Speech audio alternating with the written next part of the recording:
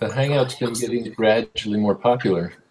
I need to sign on by 1:30. You should be fine now without the earpiece. Yeah, that works. Yes.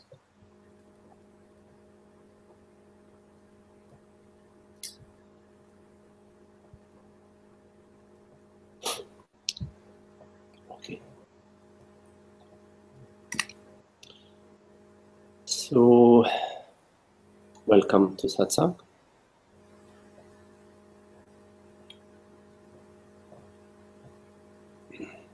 There are a couple of questions that have been sent to me that I wanted to go through, but first I will wait and see if there are questions coming from you guys. And Chris, hey Chris. Chris, you're right. Hi Magni, please correct my understanding. Awareness, being, existence is one. Yes. Yes. This being is the same in a tree, dog, and rhonda.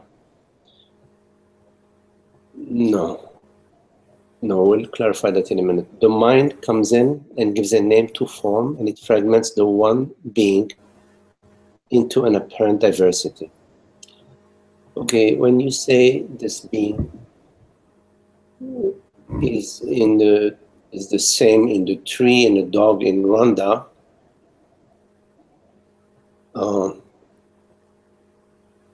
I would put it a little differently, Chris.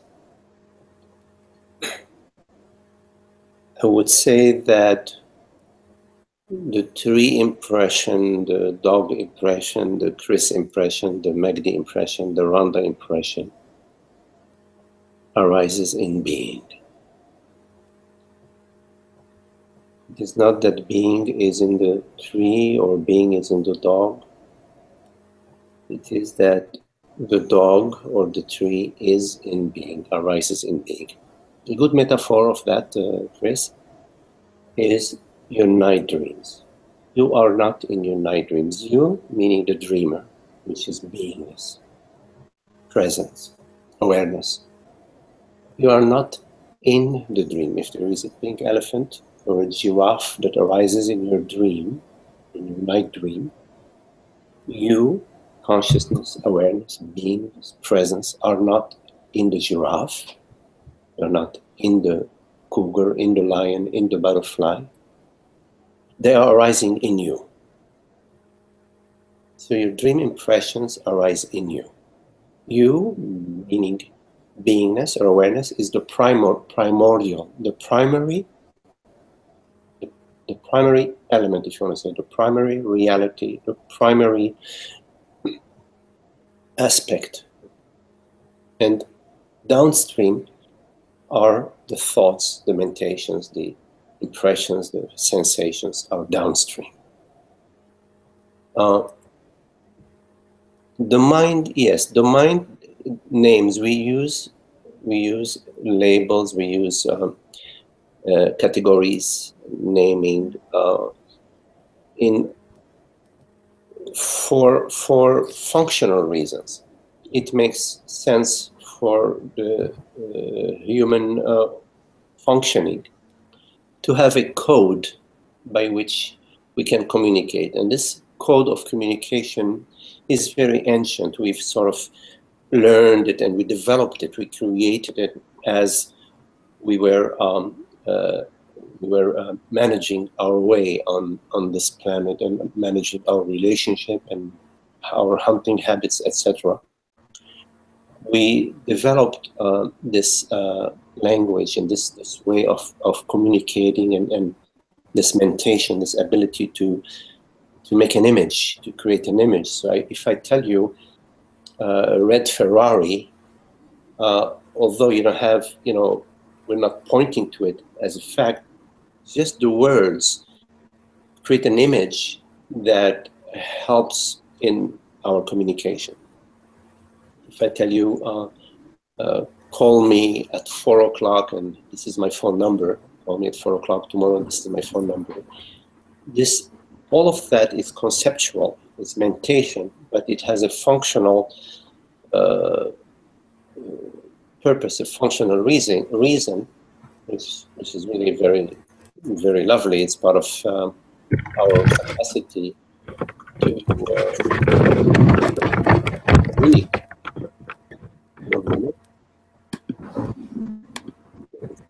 Don't mind, just as we are going through questions, if you can just muted you, Paul, so that we don't have an interference. And then, of course, you can unmute yourself anytime that you want to talk or you want to share something. So, Chris, the main problem, what we point to in Advaita, is not the naming of the forms or classifying or categorizing. That's not the problem. The problem is the fragmenting oneself.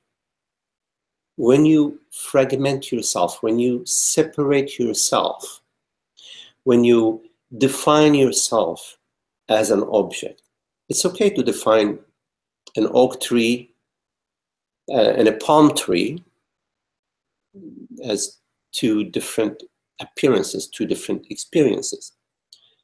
That's very useful.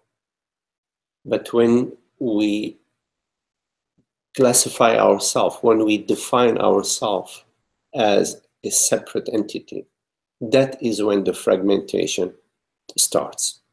Because what we are, Chris, and I invite you to look at this right now, because it's not helpful for you to just believe me or for me to just babble, fancy words at you or at anybody.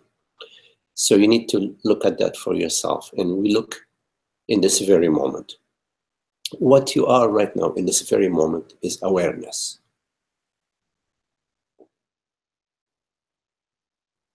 Look at that directly and notice that your experience is the experience of awareness.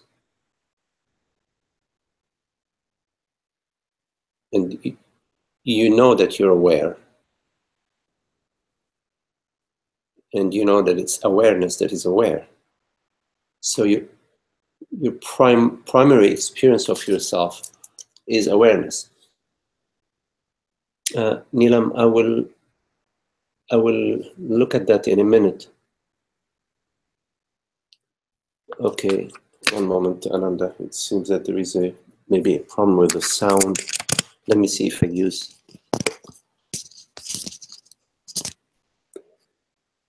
Is this better now, Ananda? Better sound.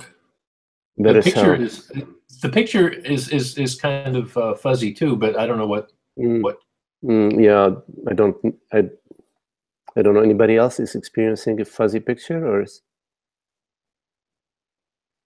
picture looks fine, hardly.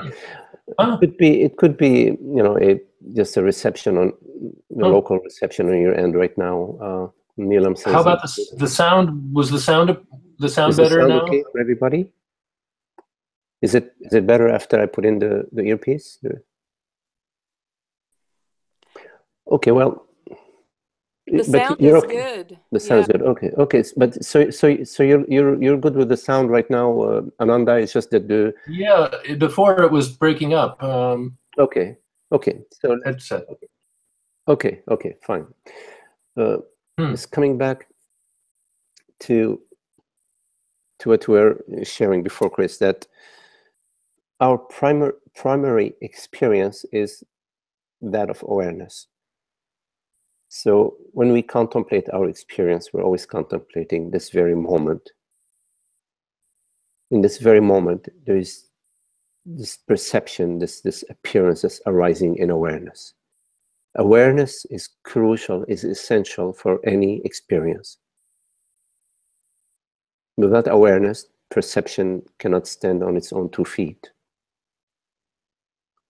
And awareness does not need the perception to be. Awareness it knows itself. But we'll come back to that later if that question arises. For now, the point that I want to share with you is that your direct experience, as mine, as all of us, is that of awareness. The fragmentation is when we believe and feel that this awareness is born with the body, that it depends on the body, and that it will die and maybe be reborn with the death of the body and the birth of the rebirth or the birth of the body. That is the fragmentation. There is no evidence for this belief. It is a common belief that most of humanity shares, but it's not based on any evidence. It has no reality, no truth to it. Because when you contemplate, does this awareness that I am right now, do I have an experience of it being born? You come empty-handed. You will not find any experience of the birth of awareness.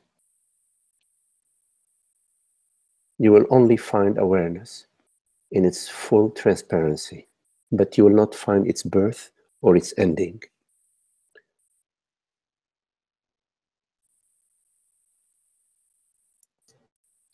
So, just to come back to your question and round it up,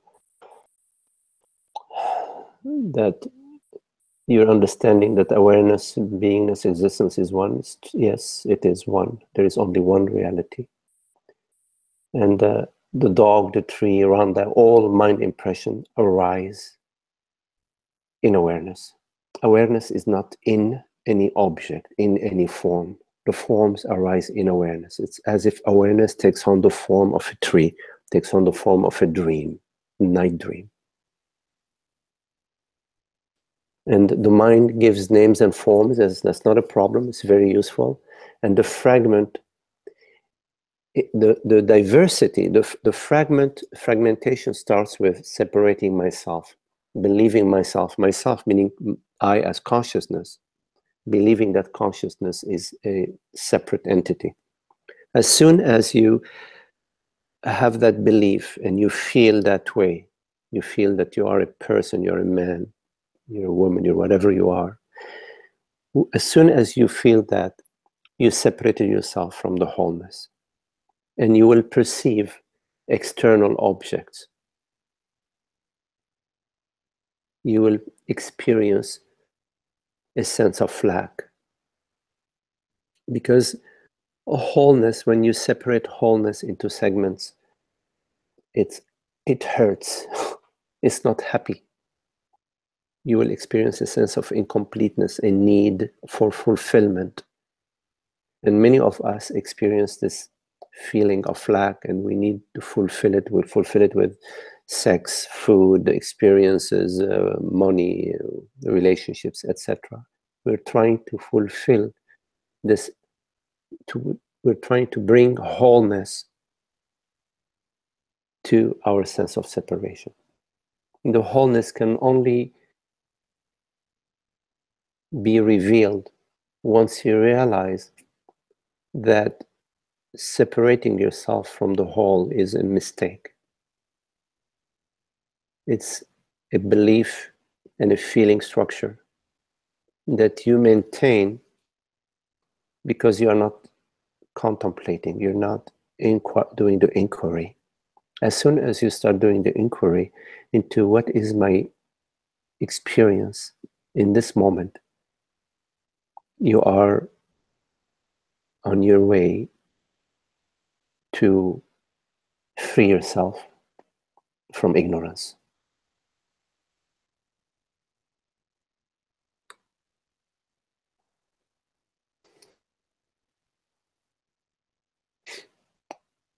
Chris, you write, how do you relate to the apparent reality with this understanding? Chris, reality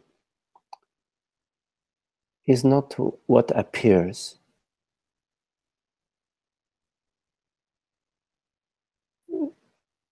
Reality, again, if we come back to the metaphor of the night dream, in your night dream, there are a lot of mind impressions.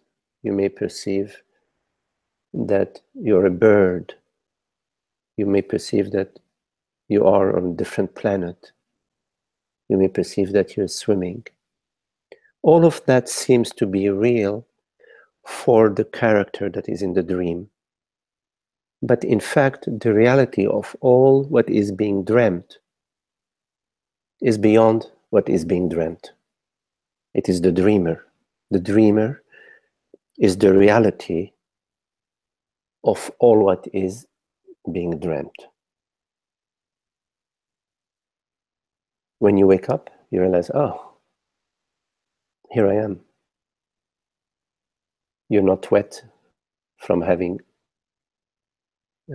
swam in your night dream. You're not a bird. It's all dissolved, and here I am. So when you say apparent reality, you need to realize that the apparent arises out of the reality, and it has an impression of reality because of the source that it arises from. See? Like water arises, just a metaphor again, water arises from hydrogen and oxygen, and it feels very real. But the reality of the water is the hydrogen and the oxygen, H2O. It's just a metaphor. The reality of what you experience is consciousness. And the apparent reality of what you experience is borrowed from the reality of consciousness. So in terms of your question, how do you relate to what appears, you respond to it as it speaks to you. If what appears is hunger, you cook some food.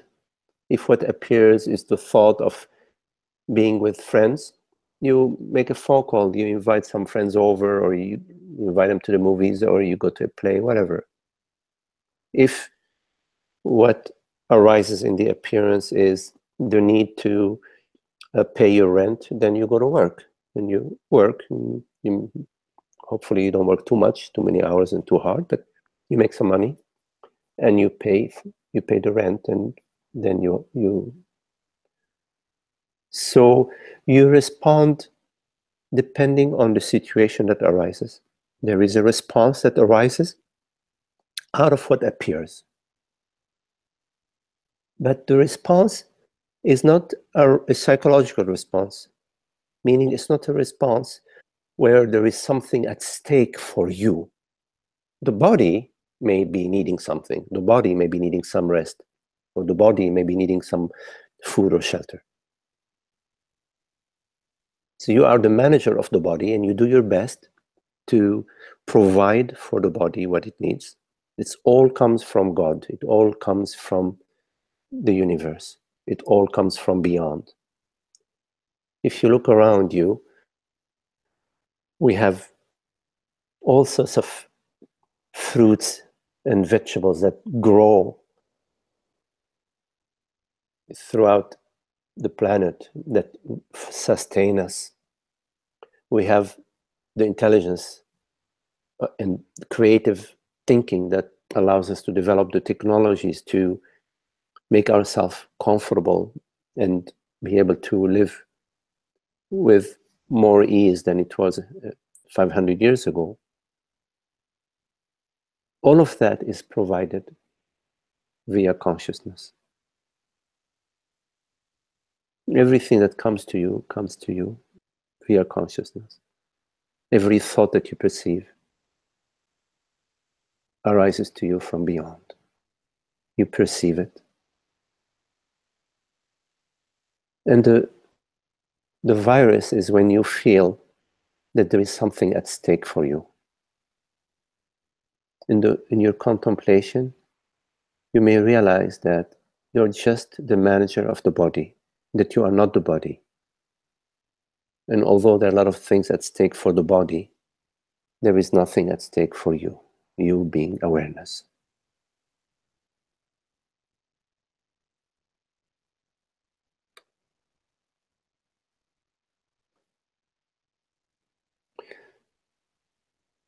You are welcome, Chris.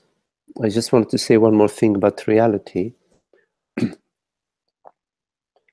That if you contemplate reality, you come to the unchanging, to that which does not change, which is always present.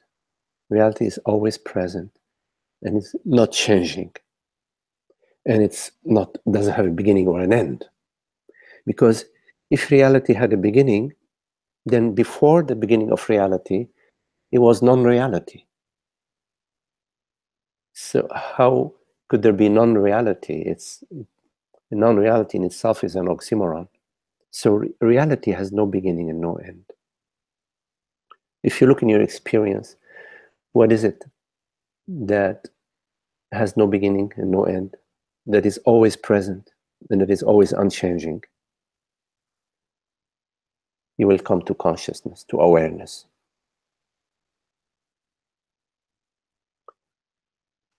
The I am.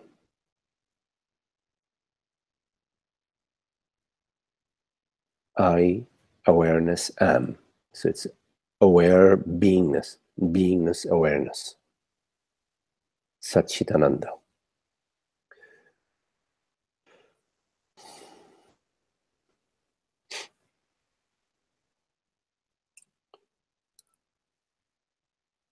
Okay, Ananda, hi Ananda, you're right.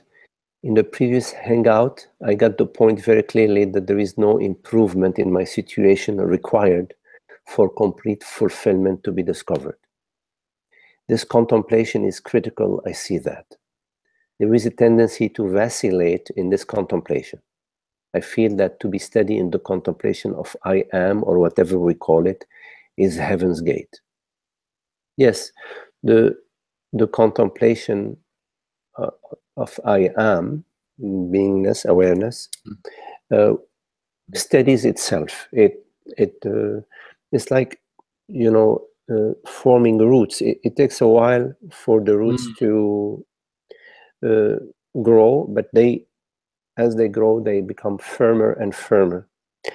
And what's important is the correct nourishment. And the correct nourishment is the correct contemplation. And the correct contemplation comes from your understanding that I am this transparent being, this transparent beingness, that I am this aware presence, the transparency of being.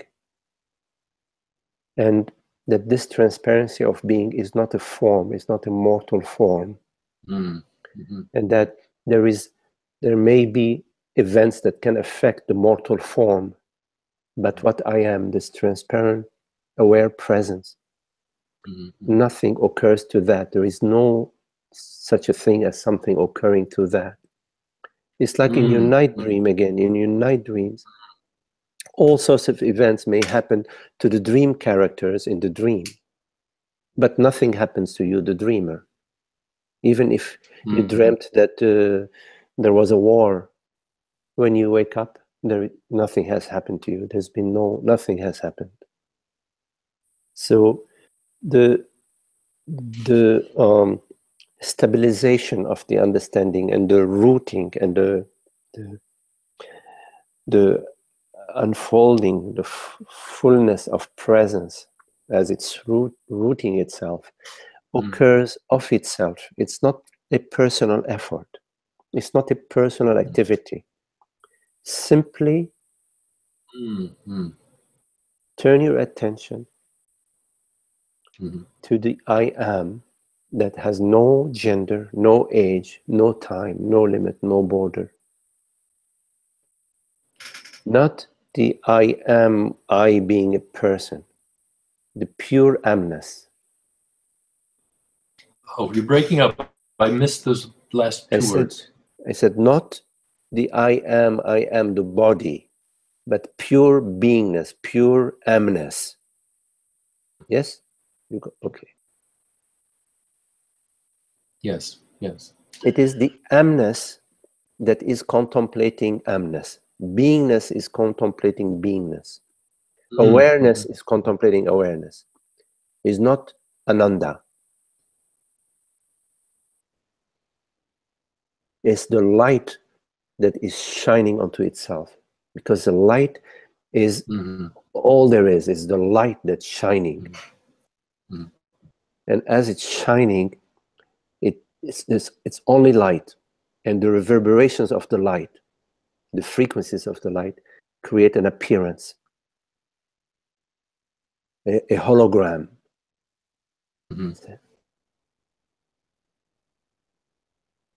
So the form, the nature of the form is the formless. The formlessness is the reality of the form. So in fact, the form is a mentation. It's a vibration. It's a frequency that we refer to as form. And in our limited understanding, we believe that's all there is. We believe that's a reality. Right, right. It's so embarrassing almost. It's so embarrassing to realize, you know, the awareness that constitutes this, you know, is in that way. I miss the big picture. Yeah. Yeah, but slowly we realize. We realize the consciousness. We start to get more and more of a feel, of a experiential feel of what is being talked about, of consciousness, the formless self, the infinite invisible. We start to sort of get a sense, an intuitive sense of the reality of emptiness, of the fullness of emptiness, of the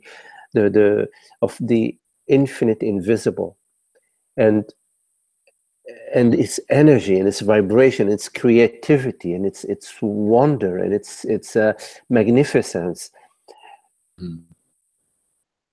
The I am, and it's what I am, that I am.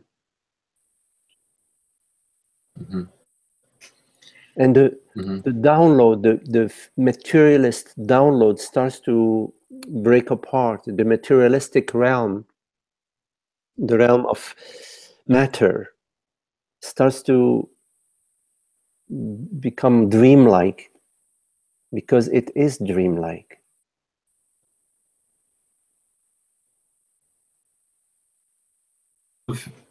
There's been a problem with the sound, and it's almost like on a routine. It's almost like a wheel. A couple words drop out, and hopefully when I watch the later, maybe it'll be all on there, and it's not coming to me. I don't know. Yes, we may have a connection issue, because I also am hearing some of your words are also not coming on, you know, fullness. But it's okay. It'll all work out. Basic idea. Got the basic gist of your. Yes, that's good. That's good. It's just the TV show, like a TV that never gets turned off in the corner. Yes, but you know, right now in this very moment, you can be without the TV show, right? Yes, you can be without the TV show right now. Yes.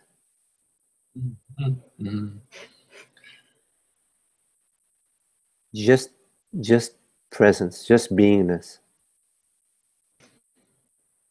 We don't need a TV show right now, right? We're not. Right. It's just being two friends. Yes? So you can appreciate that. recognize that, cater to that, cherish that. The moment of no stories, and notice how wonderful it is to be without a story, without the TV running in the corner. So you can appreciate your appreciation for that, which is the peace, which is just this pure moment of pure creation. So that when you appreciate it, then you're going to go to it. You would rather sleep in the bed that is more comfortable for you. Right. That's what it's going to take. It's going to take me really recognizing that the feeling good, the feeling deeply, ultimately good. Yes, because yeah, what we love is that happiness. And when I say it feels good, it's just a simple way of speaking about it. Actually, yeah, I know it's not the feeling level. It goes way beyond that. It is the peace of being. It's a feeling. Usually has like some stimulation. Something stimulates a feeling, and then the feeling changes when the stimulation changes. But we're talking about the peace of being, the wholeness of being, a moment of pure bliss of being. And in this moment, you're just empty-minded, which is really beautiful. You're empty. And if something arises, you can invite it to this emptiness. You don't need to argue with it because the emptiness is there. So you can invite whatever arises to the emptiness. Invite them to the party. Don't be their guest. Be their host. And the host has a huge castle. Doesn't care if they go up, if the guests go, he has 100 bathrooms, 100 living rooms, kitchens galore. They can do whatever they want to do. Right. You know what I mean? Don't be like a host that's very concerned. Oh my God, the guests sit on the nice sofa with their dirty jeans, That would be like the like a monastic approach, like we're gonna monitor everything so that no, be itself fully welcoming, so that your freedom is golden. You're honoring your freedom. You're not going to the level of whatever is arising. You're inviting whatever is arising to your level. All this is metaphorically speaking, yes? Yeah, but beautiful. Yeah. Okay, Ananda.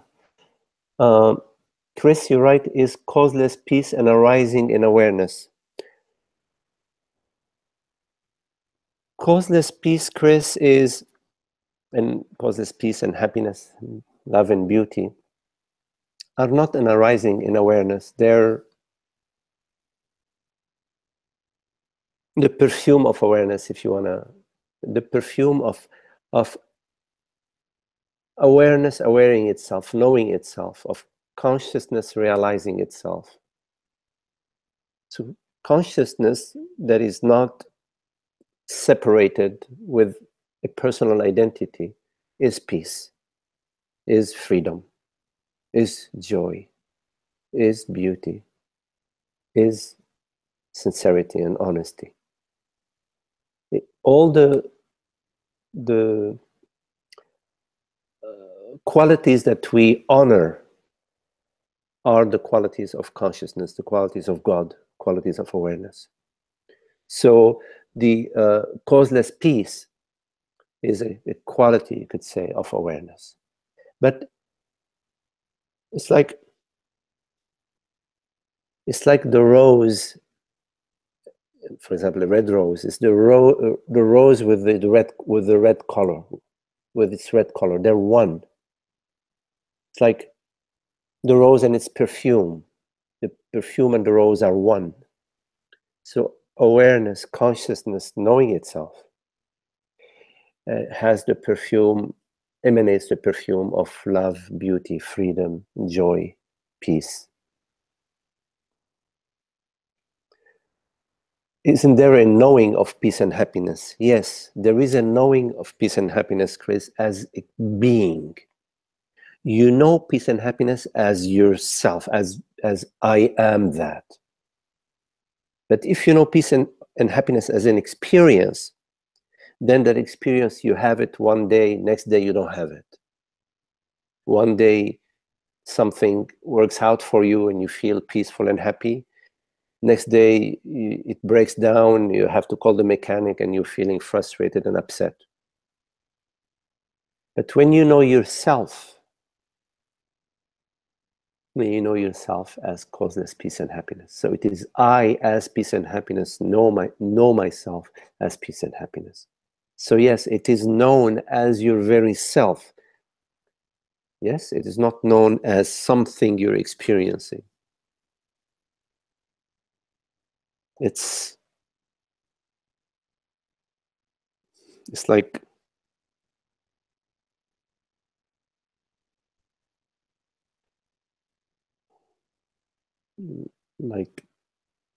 water knowing its wetness, or like the sun knowing its splendor, its self-knowingness. Yeah. So the peace is what I am. Our true nature is undivided, unborn, meaning it has no opposite. It does not die. Our true nature is isness, which is freedom, which is happiness, meaning it's not lacking anything.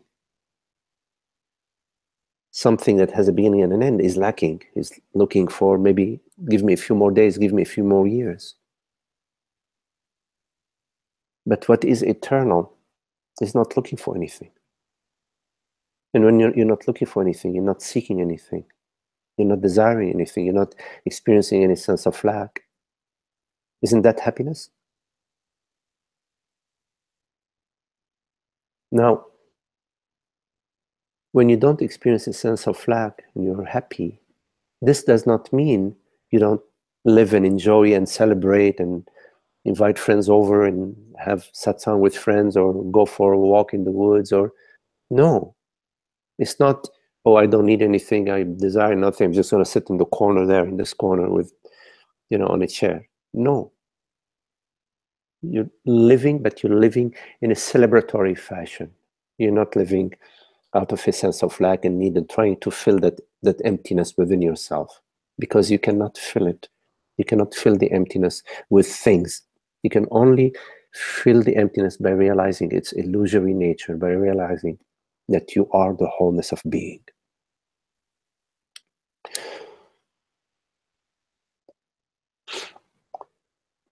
Okay, I'm going to turn my attention to a couple of questions that I received that I want to address. Zoe,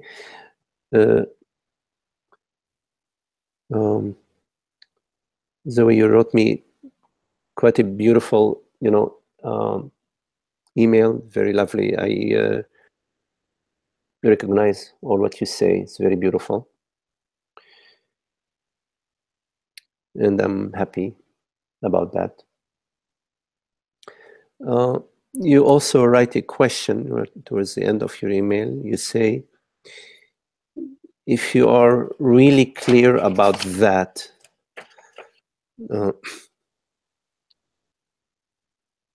that being, I guess, what I truly am, if you are really clear about the wholeness of being, if you come to continuing with your question, if you come to clarity that you don't exist in time and space, yes, consciousness does not exist in time and space. Time and space are impressions that arise within you. You don't arise in time and space. You're aware of time, you're aware of space. If you come to clarity that you don't exist in time and space, then you have to live that clarity. Yes, yes. And you ask, could you speak more about that? What does it mean to live that clarity? The clarity is that I am not a mortal body mind. I don't exist in time and space. That I am this transparency of being. That I am the freedom of being. I am the wholeness. I am the peace and the happiness of the self. Nothing is lacking. I don't need anything to fulfill myself. I'm not seeking anything in order to become a better person or to have a better life. No, I'm living this life and catering to the body-mind like normal. Now, how to live this clarity? You will notice, until you don't, that there will be that there are old tendencies to contract. You may have tendencies to contract with your boss, or you may have tendencies to feel some contraction when you are in public places, how you look. You may have some contractions around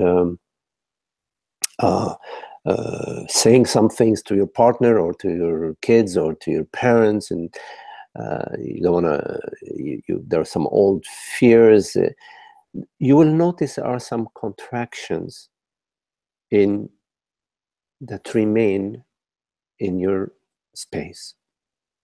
And so you lift this clarity first by noticing this contraction and noticing that these contractions are all downloads. They do not relate to your true understanding that I am the freedom of being. They relate to me, Zoe, the person. How am I going to succeed? Am I going to feel? Am I going to be rejected? Am I going to be loved?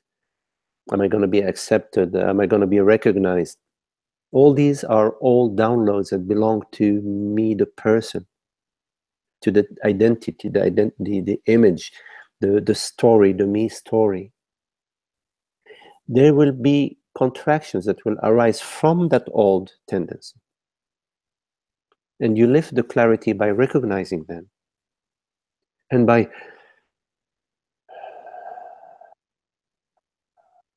giving them the entire space to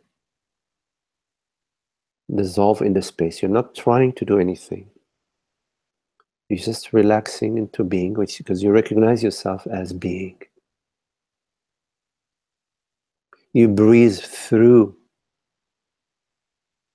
these contractions, not to get rid of them, not as a strategy, but because they're there and your breath is there.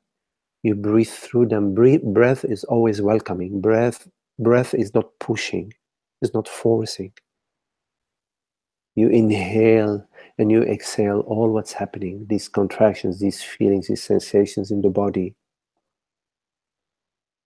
You don't try to think your way around them. Oh, now I understand that I'm consciousness, and so this is not real, while in fact you're experiencing that. That would be bypassing. No. You don't need to make them less real with your thinking or to make them more real with your thinking. You don't even know what they are, these contractions. They're like sensations arising in space, in the space of awareness. So you remain as awareness. You welcome everything that's arising.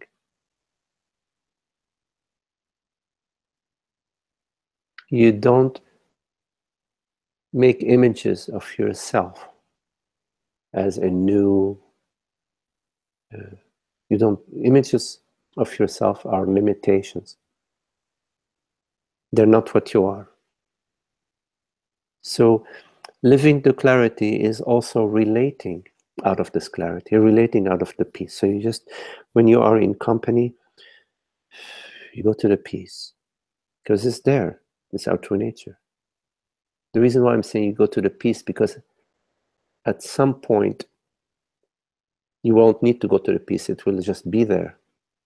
But initially, there may be a certain period where you need to sort of familiarize yourself with it, to sort of test that it's there.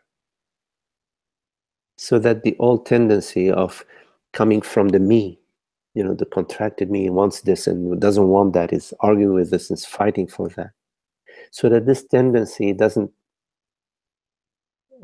arise again and run the show.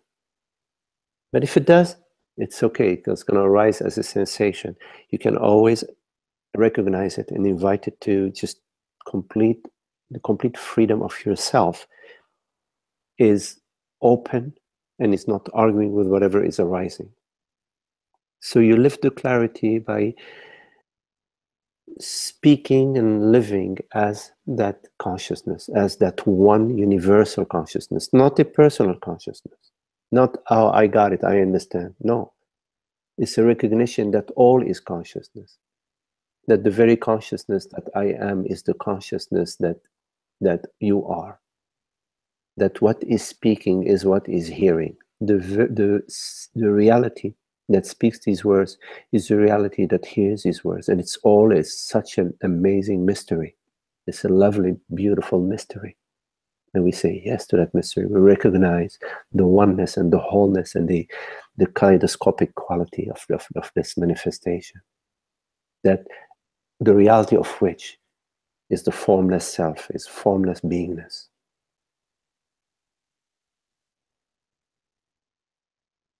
And you live the clarity by honoring the principles of consciousness, which Chris was asking about before, which are freedom, peace, love, beauty.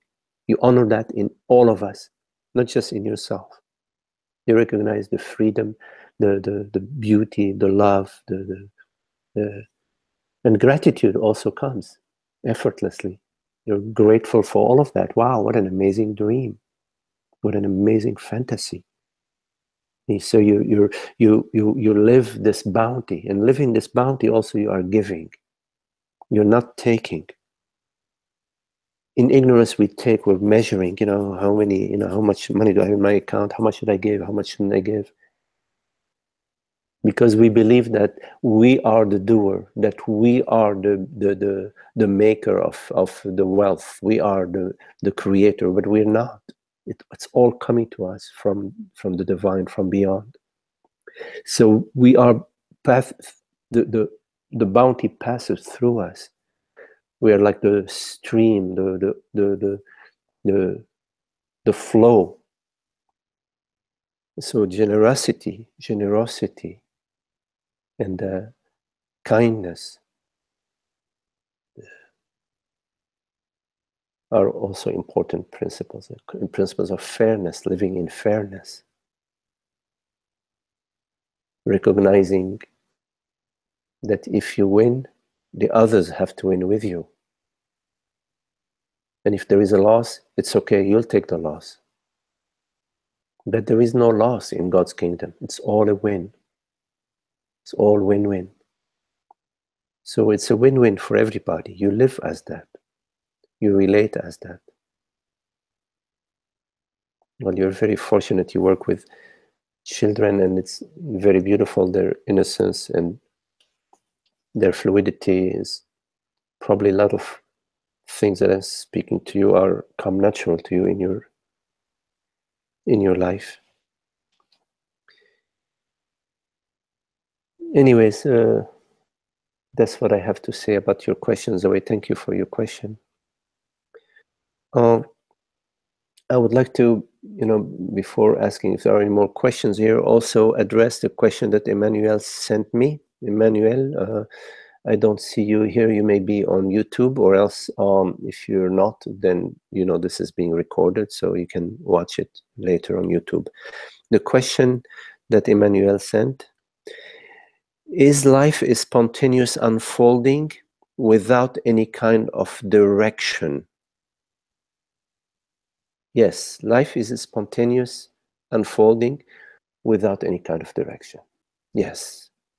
But that's the beauty of it. That's the beauty of it. You don't need to worry about the direction. We have so much ideas about the direction. We want to succeed at this and get that better, and almost an obsession in our culture. And as a result, we don't just hang out and relax, and it's become such a goal-oriented way of living, which is obsessive. So yes, life is spontaneously unfolding without any kind of direction. God doesn't need any direction. God is playing. She loves to play. Direction? She goes in any direction. What direction is taboo? Does that make sense to have plans or an intention about where you want to go? Yes, of course you can have plan and an intention about where you want to go. That's your freedom and your creativity. Make all the plans you want and go anywhere you want to go. You are completely free. But don't give up your freedom. Don't give up your happiness. In other words, if you believe that I want to accomplish this and that in order to be happy, in order to become a better person, then you are off. You can, on the other hand, have any direction you want, have any plan you want, out of your freedom and sense of play and creativity and celebration. You see the difference? It is not, there is nothing at stake. If there is nothing at stake, then make all the plans you want and have all the intentions that you want. Then you ask Emmanuel, are all the ideas about the future useless? Again, it depends. If your ideas about your future, about the future, is that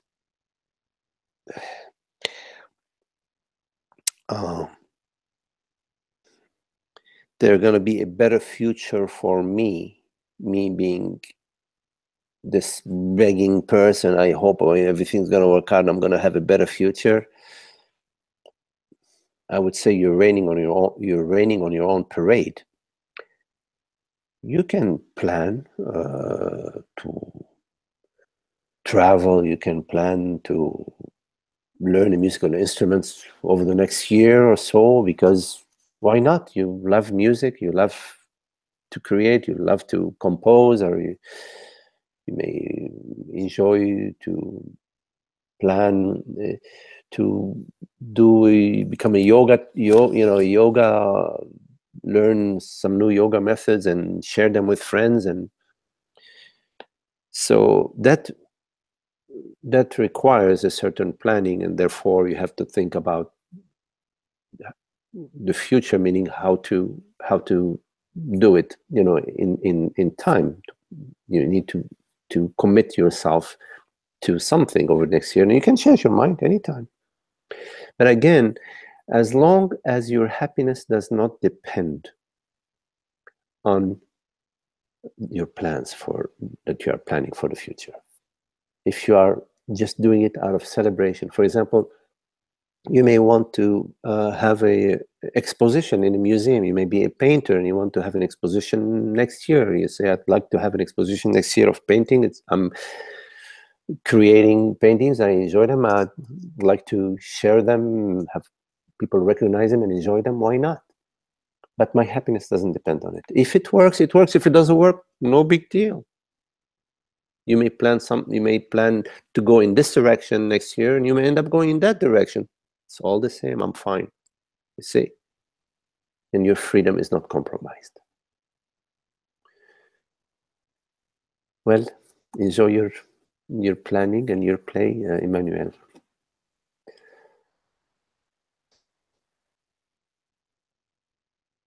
So if there are any questions here.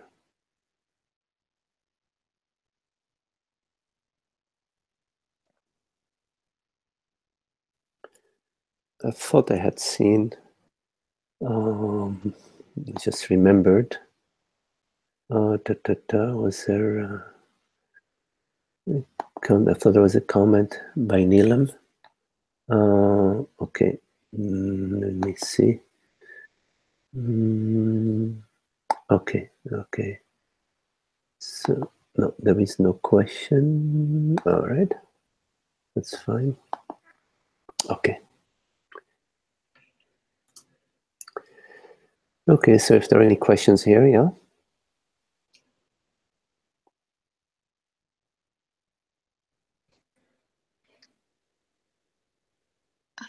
Magdi? Yes. This is Neelam. Hello, Neelam. Yes. Yeah, so Yes. I wanted to ask something. It is not related to what we spoke about today, but so I understand about the awareness, and I also understand about like awareness is peace, and I've started feeling that peace a lot now. And so to speak on the other side of it, so it's like the more detached we become, right, from all the things that you explain us, like from the worldly things or from the, so just like gradually, like how Nanda was saying, that he understood, to be where did he say that it's a steady contemplation of I am, or whatever we call it, like peace or I am. So once we leave this body, so my understanding is that whatever at this body level, what we are connected to or thinking of, right? That's what we become one with that. So do you have anything to say about that? And once we are that, that infinite, one with the infinite, or energies, or whatever we want to call it, or with peace, with the vibration, whatever it is, then that's it, right? So, or like for that preparation, or, like I want to just go a step further. Okay, Neelam.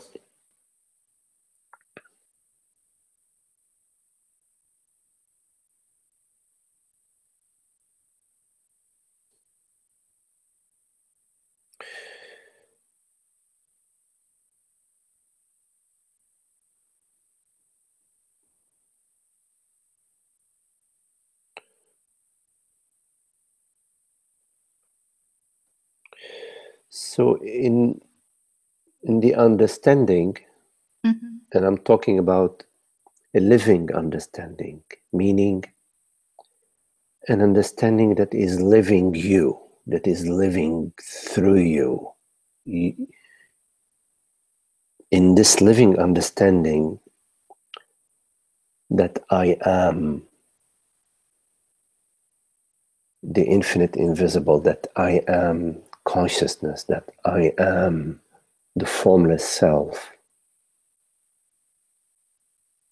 The previous relationship with the world, with the body mind,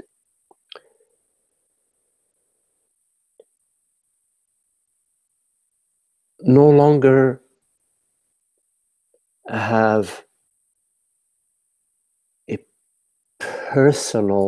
person that is living them, no longer have a personal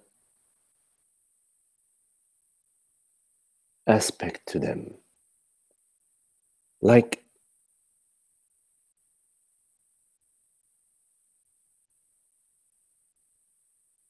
they become reverberations of the self, reverberations of the light of being.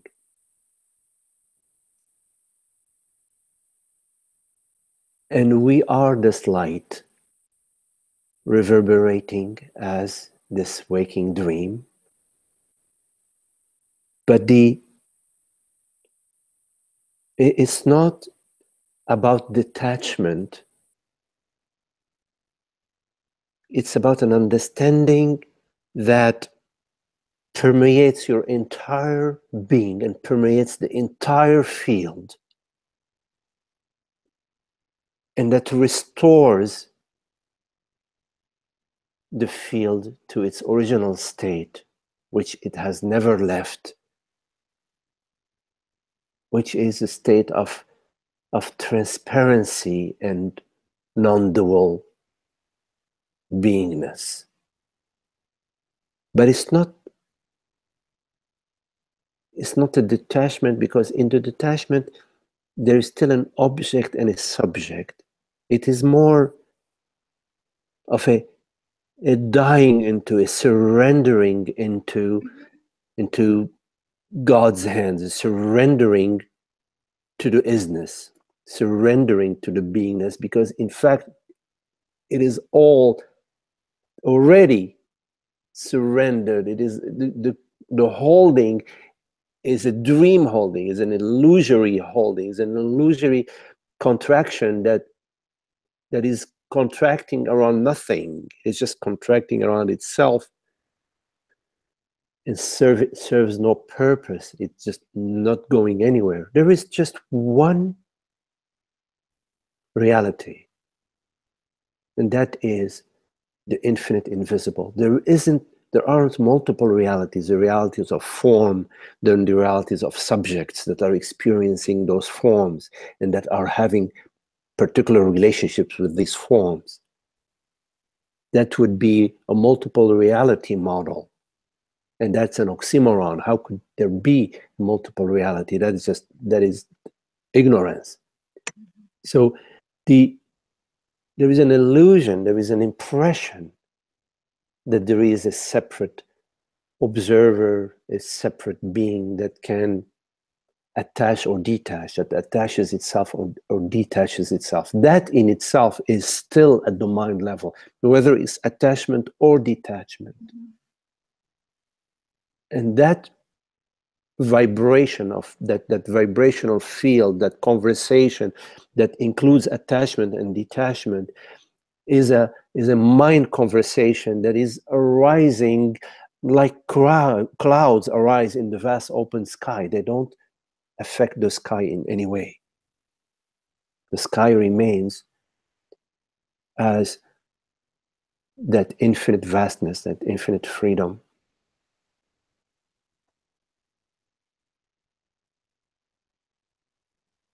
So the path to the self is a path of letting go, the path of emptying, of emptying, and emptying the emptier too. The one that is emptying has to also be emptied too. Not just, you don't discard just what is inside of the jar. You have to discard the jar too. Right. And what's inside of the jar and the jar, they're all mind. It's just mind. Because your experience is always that of awareness, pure awareness. In this very moment, you look at that. There's always the transparency of being, your primary experience. And then downstream is the story. Downstream is the Neelam, the Megdi, the Joe, the Bob stories. But in fact, we're never downstream. We're always, our experience is always the primary. It's always presence. Because in order to experience any story, presence is required. How can you experience a story without presence, without awareness? Even the story about my poor past, oh, what happened to me, my misery, even that requires presence to even perceive the story or share the story or experience the story. So our experience is always the primary experience of consciousness that we overlook. We overlook the transparency of being, and we perceiving things, and now we say, okay, how do we relate with those things? Do we attach to them? Do we detach to them from them? But they're all empty. They're all mentations. They're all mind.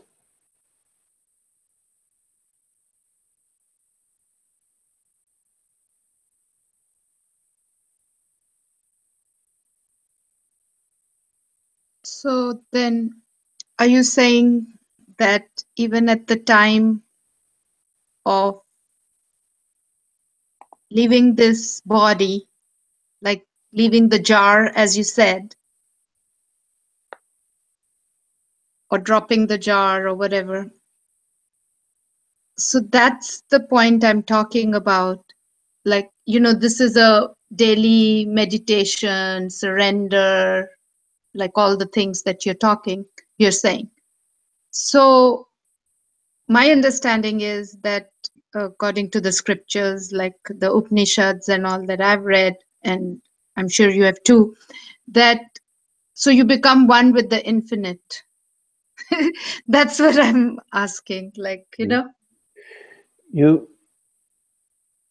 There's no need to wait, Nilam. Okay. The body, what we imagine the body to be, is actually the infinite being, infinite beingness. The true body is infinite beingness, and it is right now.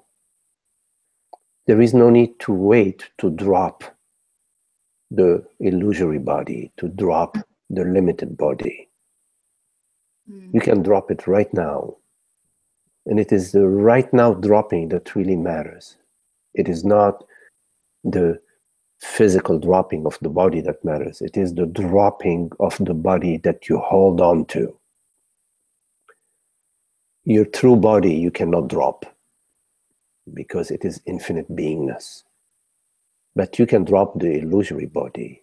You can drop the belief that there is a limited body. Your experience, you never experience, in fact, anything limited outside of thought. It is thought that imposes a limitation upon your experience. But thought is experienced via your wholeness.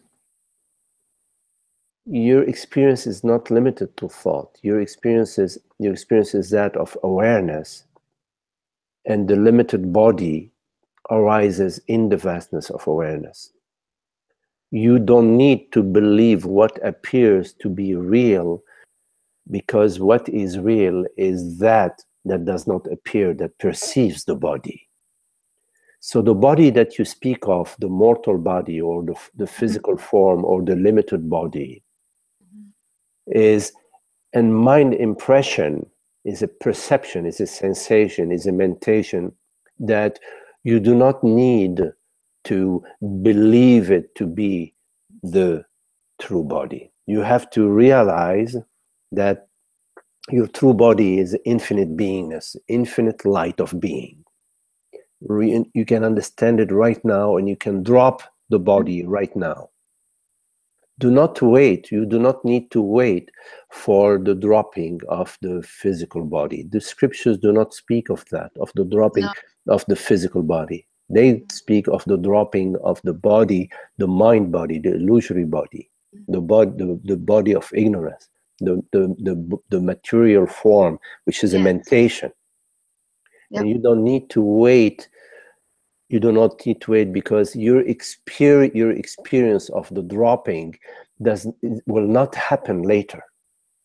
Your experience will always be now. So the dropping is now. There is no later. Okay. And the waiting for a dropping in time is hoping for awakening tomorrow. Yeah. Hoping for enlightenment tomorrow.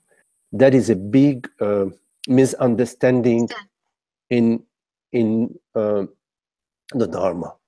Yes. Thank you. Yeah. Okay. Thank you. I understood. Good. Thank you so much. Okay. Yeah.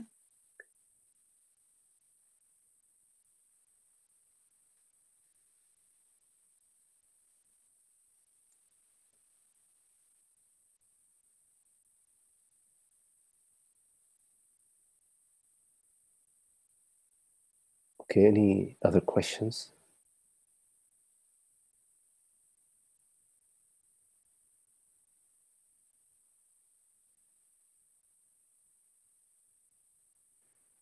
Okay, well, thank you very much, for your friendship and your company.